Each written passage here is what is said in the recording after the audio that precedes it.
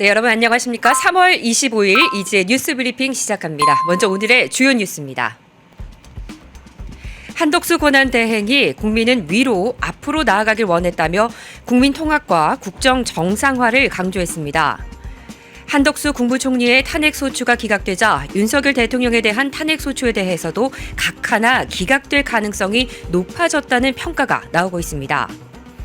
대통령실은 한덕수 국무총리 탄핵안 기각을 환영한다는 입장을 냈습니다. 국민의힘이 이재명과 박균택 민주당 의원을 경찰에 고발하기로 했습니다. 한덕수 권한대행이 우리 국민은 위로 앞으로 나아가길 원했다며 국민 통합과 국정 정상화를 강조했습니다. 헌법재판소가 한덕수 국무총리 권한대행에 대한 탄핵소추를 기각한 가운데 한 권한대행은 직무 복귀 직후 정부 서울청사에서 담화를 발표했습니다. 한 권한대행은 직무가 정지된 88일 동안 두 가지를 깊이 고민했다며 제가 돌아와서 가장 먼저 해야 할 일은 대한민국의 국익을 지키는 것이며 모든 판단의 기준을 산업과 미래 세대의 이익에 두겠다고 밝혔습니다. 특히 최근 국제 정세와 통상 환경의 급변을 언급하며 트럼프 대통령의 재등장과 미중 패권 경쟁 심화 등 세계는 새로운 지정학적 대변화 속에서 있다며 대통령 권한대행으로서 안정적인 국정 운영과 국익 수호에 모든 역량을 집중하겠다고 강조했습니다. 정치권을 향한 메시지도 이어졌습니다. 한 권한대행은 여야와 정부가 정말 달라져야 한다. 저부터 그러겠다며 초당적 협력이 당연한 국정 현안들을 안정감 있고 속도감 있게 진척시킬 수 있도록 최선을 다하겠다고 말했습니다. 또한 합리와 상식의 시대로 나아가기 위해 모든 목소리를 듣겠다며 대한민국이 지금의 위기를 헤치고 다시 위와 앞을 향해 도약할 수 있도록 여야의 협조를 간곡히 부탁드린다고 밝혔습니다.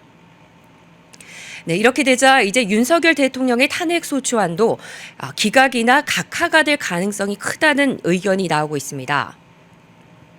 법조계에서는 정형식, 조한창 두 명의 재판관이 각하 의견을 냈다는 것에 주목하고 있습니다. 한덕수 총리 탄핵 심판에서의 각하 의견은 국회의 의결 정족수 문제였습니다. 권한대행으로서 대통령의 직무를 수행 중이었기 때문에 대통령과 마찬가지로 200명 이상의 찬성으로 하지 않는 것은 위법이었고 이에 대해 8명의 헌재 재판관 중 정형식, 조한창 2명의 재판관이 이유가 있다며 받아들인 것입니다. 일사부재의 원칙 위반, 내란죄를 뺀 것, 그리고 공수처의 수사권 부재 등 윤 대통령 탄핵 심판에서는 한 총리 탄핵 소추 과정보다 더 심각한 절차상 하자와 법률 위반이 부각됐습니다. 한 총리와 윤 대통령의 탄핵 소추 사유는 사실상 완전히 다르지만 정형식, 조한창 두 재판관이 윤 대통령 심판에서도 각하 주장을 하고 있을 가능성을 높여주는 것이라고 법조계 일각에서는 보고 있습니다. 대통령실은 한덕수 권한대행의 탄핵 기각을 환영했습니다. 대통령실은 이날 언론 공지를 통해 헌법재판소의 한덕수 대통령 권한대행 겸 국무총리에 대한 탄핵 심판 사건 기각 결정을 환영한다고 밝혔습니다. 이어 헌법재판소의 결정으로 국회의 탄핵 남발이 무분별하고 악의적인 정치 공세였음이 다시 한번 입증됐다고 했습니다. 그러면서 한덕수 권한대행 겸 총리의 직무 복귀가 국정 정상화의 출발점이 되길 기대한다고 덧붙였습니다. 국민의힘이 이재명과 박균택 더불어민주당 의원을 경찰에 고발한다고 밝혔습니다. 국민의힘 법률자문위원회는 서울경찰청에 이 대표와 박 의원을 강요죄로 고발하겠다고 밝혔습니다. 법률위원장인 주진우 의원은 이 대표는 지난 19일 최 대행에게 직무유기 현행범이고 국민 누구든 체포할 수 있으니 몸조심하길 바란다며 협박해 마 후보 임명을 강요했다고 지적했습니다.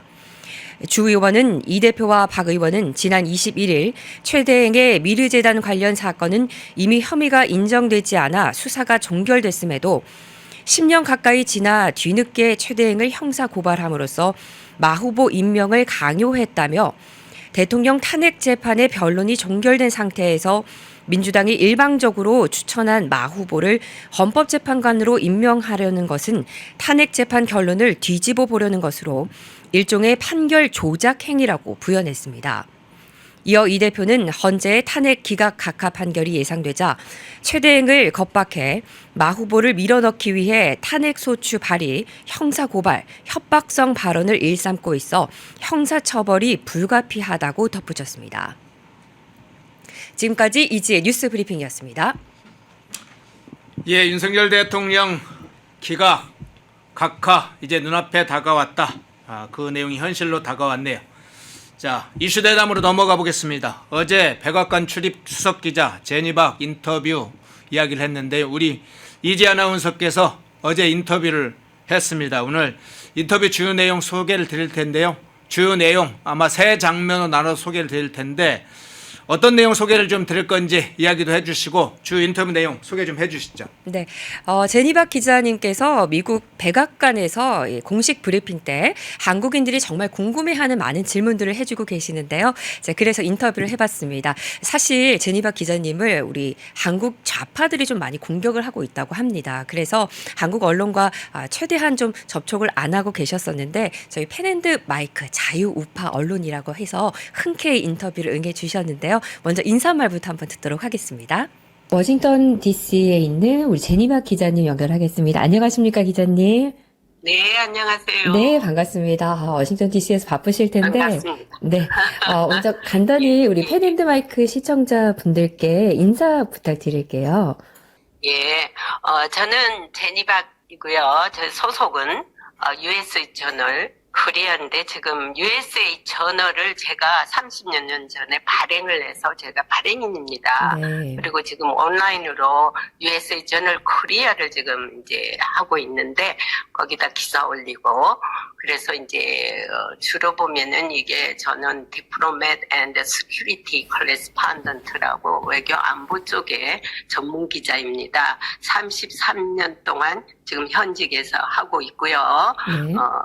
이게 내 천직이라고 저는 생각하고 활동하고 있습니다.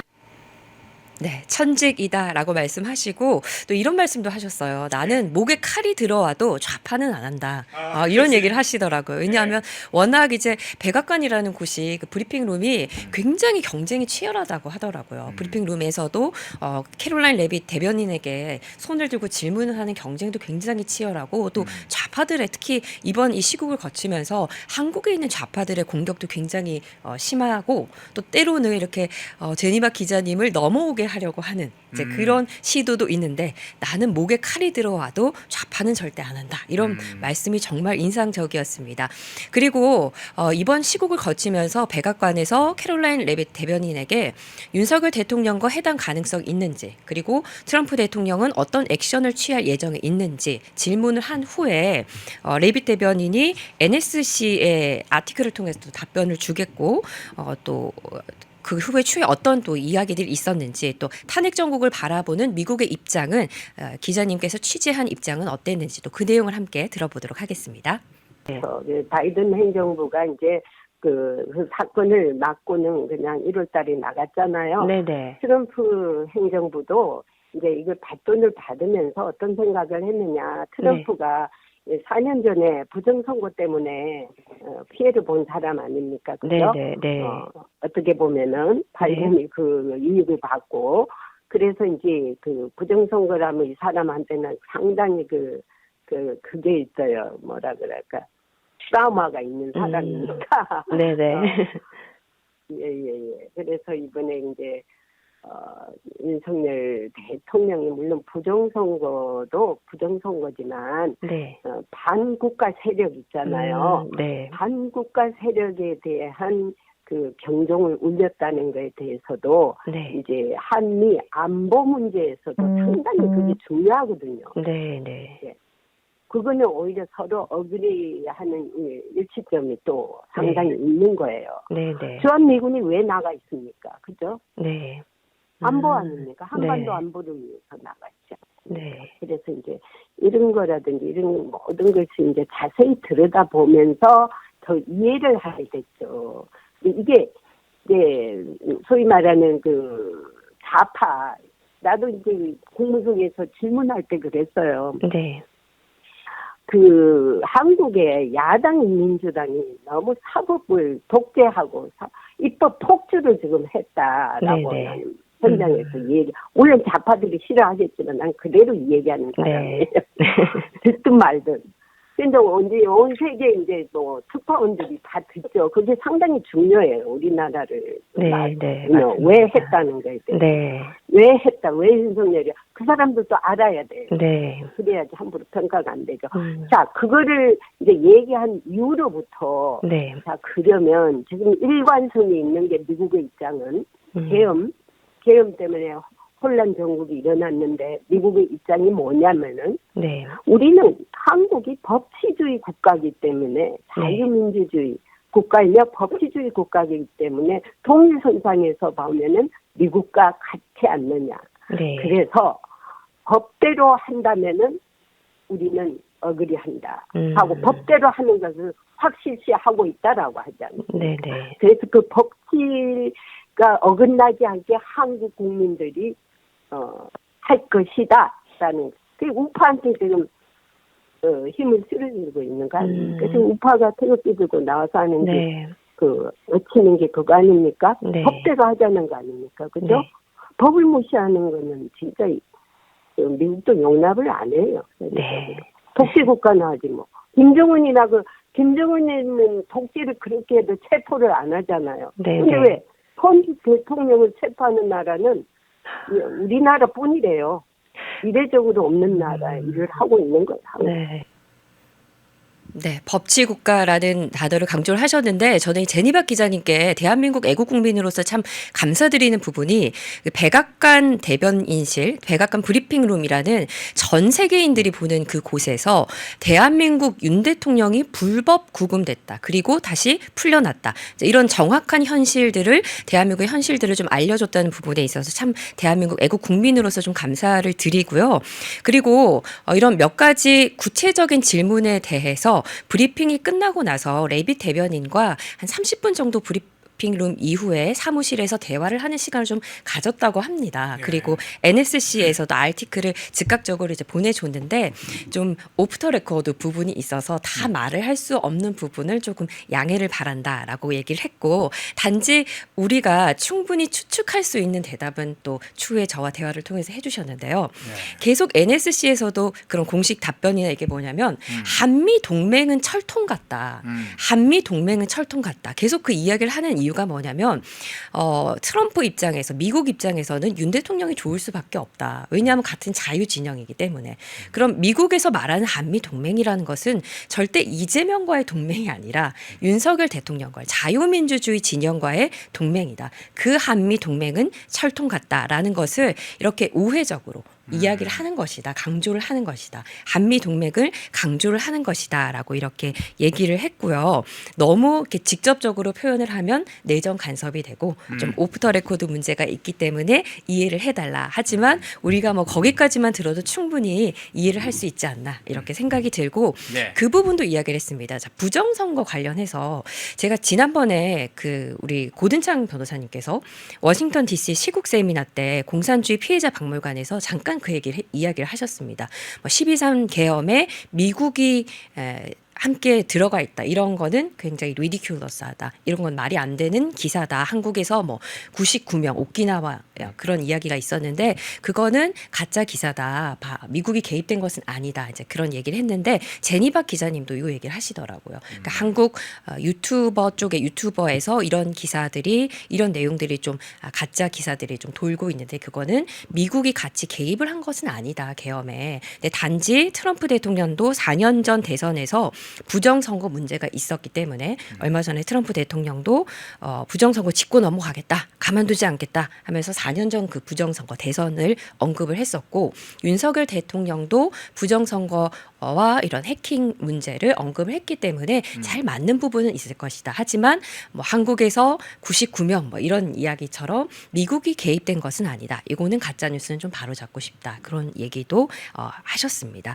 자, 그리고 끝으로 정말 응원하고 있는 우리 애국 국민들 팬앤드마이크 시청자분들에게 제니바 기자님께서 응원의 메시지를 보내주셨는데요. 응원 메시지도 보여줬습니까? 네, 함께 들어보도록 하겠습니다. 네. 끝으로 우리 네. 애국 운동하고 자유 대한민국 함께 지키고 있는 우리 팬의마이크 시청자분들에게 응원의 한 말씀 예. 끝으로 부탁드립니다. 예, 제가 바쁜 사람인데 네. 요즘에 이 한국의 혼란 정국 때문에 제가 밤에 그걸 보느라고 그런데 아침에 일어나면 굉장히 피곤한데 가끔 펜앤마이크도 우리 이지혜 아나운서가 보내준 거 보면서 네. 야 펜앤마이크 이런 우파 채널이 있구나 그런 생각을 하면서 그리고 이제 2030 청년들이 네. 야 놀란 게 제가 그 미국에 왔을 때는요 20대에 다 커가 왔는데 네. 우리만 방공훈련, 방공교육을 받았어요. 근데 네네. 요즘에 2030들은 방공훈련을 안 받았는데도 네. 이번에 윤석열 대통령 계엄으로 인해서 애들이 너무나 많이 깨어가고 이제야 됐다 싶더라고요. 네. 안심이 되더라고요. 네. 그래서 앞으로 이런 현상으로 간다면은 네. 한국이 앞으로는 뭐 전 국민이 우파가 돼야 된다고 봅니다. 네. 그리고 펜앤 마이크가 그 역할을 또 잘해주시고 한국에 네. 믿을 언론이 하나도 없다는 게 여기 나온 특파원들한테도 제가 그래요. 제발 좀 정신들 좀 차려가지고 올바른 보도를 좀 해라. 네. 그런 얘기 많이 하고 있어요, 제가. 네. 네. 그리고 YTN 뭐 내가 누구라고 지적을 안 하겠지만은 보도할 때도 처음에는요,